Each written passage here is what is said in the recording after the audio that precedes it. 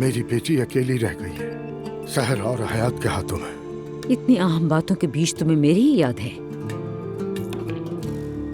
बाबा, Mary ऐसे नहीं मरेगी, चाहे ऊपर मट्टी भी डाल दे फिर भी नहीं। ये तुम मुझसे किस तरह बात कर रही हो नायला? ठीक कह रही है, क्योंकि आपको सिर्फ मेरी की फिक्र है। मुझे अपनी बच्ची की फिक्र है। आपकी बच्ची को हम सब मिलकर संभाल लेंगे।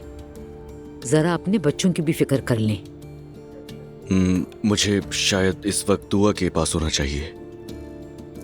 अगर आज तुम इस घर से बाहर निकले अजलान, तो मुझे मरा हुआ पाओगे। तुम कहीं नहीं जा रहे हो, क्योंकि रसूल साहब आ रहे हैं। अब रसूल साहब का क्या काम है इस घर में? क्यों आ रहे इस वक्त?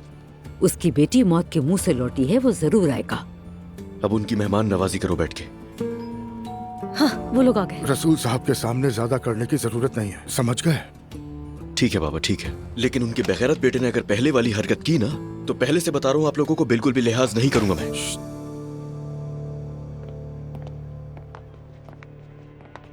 खुश आमदीद। बहुत शुक्रिया।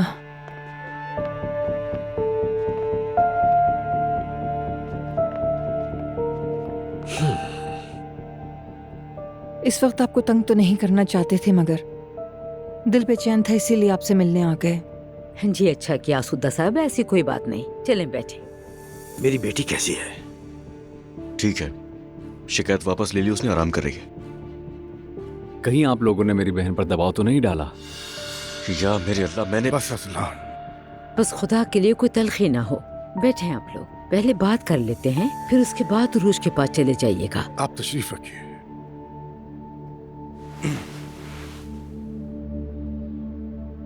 वैसे हम